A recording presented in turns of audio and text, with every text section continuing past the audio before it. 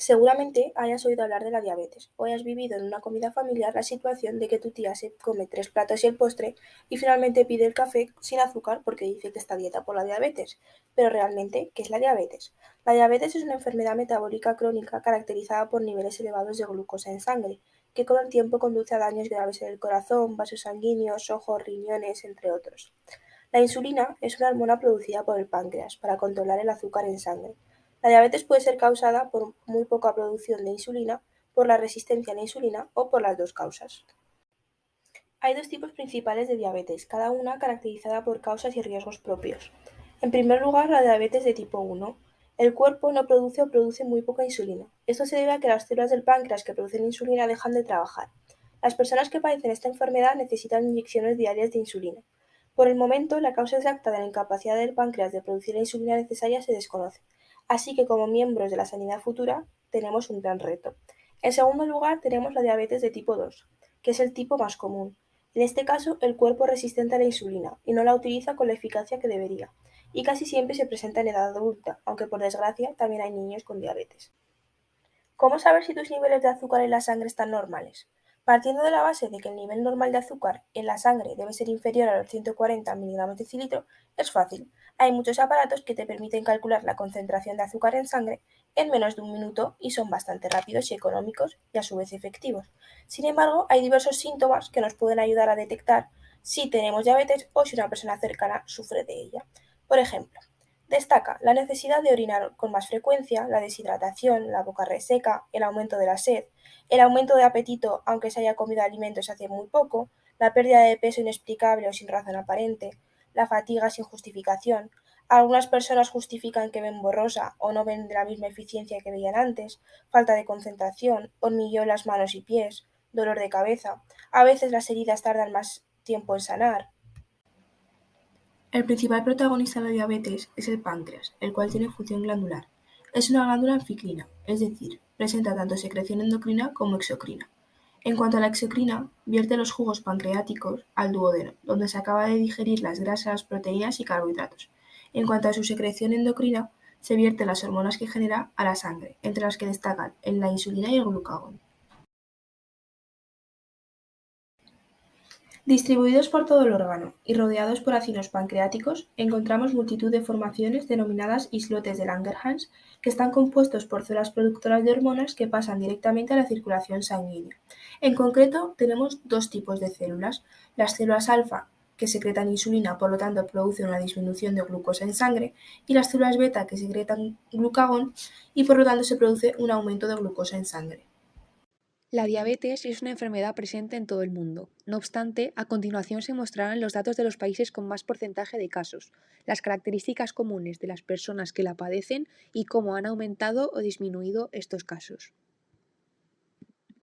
En primer lugar, el país con mayor porcentaje de población afectada por la diabetes, atendiendo a una investigación realizada a finales de 2021, es China.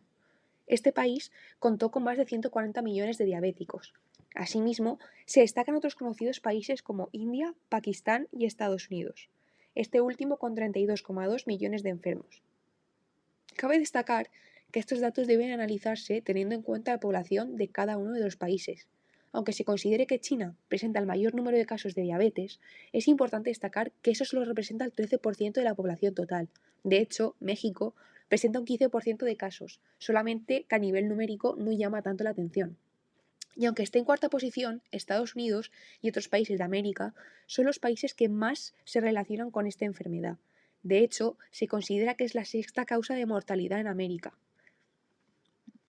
A continuación, se comentarán algunos de los datos más característicos de esta noticia.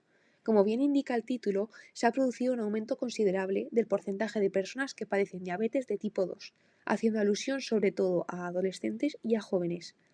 Uno de los datos que aporta la investigación es que desde 1999 hasta 2006 el consumo de bebidas azucaradas se duplicó, sobre todo en los jóvenes. Asimismo, la diabetes se relaciona con aquellos países con un nivel socioeconómico medio-bajo, que han sufrido rápidos cambios económicos. Ese dinero fue destinado a enfermedades que se podrían contagiar o neonatales. Por ello, enfermedades que no se transmiten, como la diabetes, apenas se tuvieron en cuenta. Finalmente, se relaciona de nuevo la diabetes con la obesidad y con una mala alimentación. Es cierto que una persona puede ser más o menos propensa a la enfermedad dependiendo de su genética, pero existen diferentes métodos para tratar de evitar la diabetes, o por lo menos controlarla para que no se produzcan daños graves. La diabetes es una enfermedad ya conocida desde la antigüedad. El síntoma principal que se observó era la poliuria, excesiva producción de orina. Es por eso que en un primer momento se atribuyó la diabetes a un fallo en los riñones. A finales del siglo XVII se observó dos tipos de diabetes. En unas personas la orina tenía sabor dulce como la miel. Esta se denominó diabetes mellitus. Y en otras la orina no tenía sabor, diabetes insípida. En el siglo XIX se descubrió en el páncreas acumulaciones de células en formaciones de islotes, que se distinguían de las células de las glándulas excretoras, sin embargo se desconocía su función.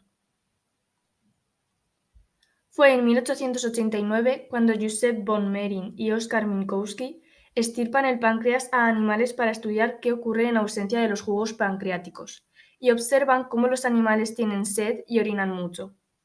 Los animales fallecen en pocas semanas y la orina es dulce, con lo que concluyen que la extirpación del páncreas produce diabetes. Es a partir de aquí cuando la investigación se dirige a la sustancia que producen los islotes, es decir, se estudia la insulina. En 1921, Frederick Banting y su estudiante asistente Charles Best extrajeron insulina del páncreas de un perro, el cual pudo vivir varias semanas con la inyección del extracto, es decir, de la insulina. La primera inyección de insulina en humanos la recibió un joven llamado Leonard Thompson en 1922. En 1955 empiezan a estar disponibles determinados fármacos de vía oral que estimulan el páncreas para producir más insulina. Y es en 1978 cuando se produce la insulina sintética a partir de la biotecnología.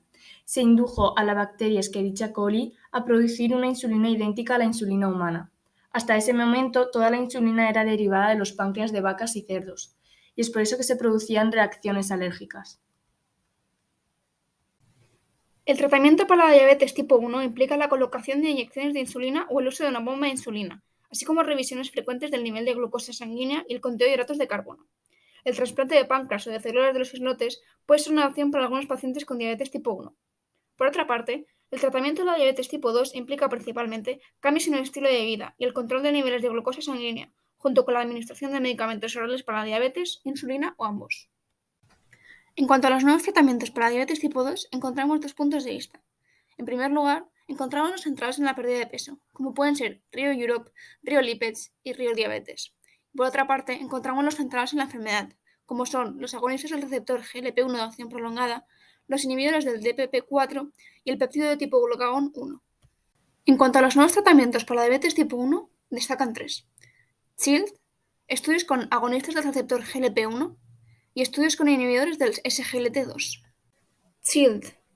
SHIELD se une a ciertas células del sistema inmunitario y retrasa la progresión al estado 3 de la diabetes tipo 1. SHIELD puede desactivar las células inmunitarias que atacan a las células productoras de insulina, mientras aumenta la proporción de células que ayudan a moderar la respuesta inmunitaria. SHIELD se administra mediante infusión intravenosa una vez al día durante 14 días consecutivos. Agonistas del receptor GLP-1. La incretina GLP-1 es una hormona secretada por las células L del intestino delgado distal y del colon. Pertenece al grupo de péptidos incretinos y estimula la insulina e inhibe la secreción de glucagón. Los agonistas del receptor GLP-1 están aprobados para el tratamiento de la diabetes tipo 2. Sin embargo, todavía no están aprobados para su uso en diabetes tipo 1. Inhibidores de SGLT2. Los inhibidores de SGLT2 reducen la reabsorción de glucosa de los túbulos renales proximales y disminuyen el umbral renal para la glucosa. Esto aumenta la excreción urinaria de glucosa, disminuyendo así las concentraciones de glucosa en sangre. Los inhibidores de SGLT2 podrían ser potencialmente efectivos en pacientes con diabetes tipo 1, debido a su mecanismo independiente de la insulina y a la pérdida de peso asociada.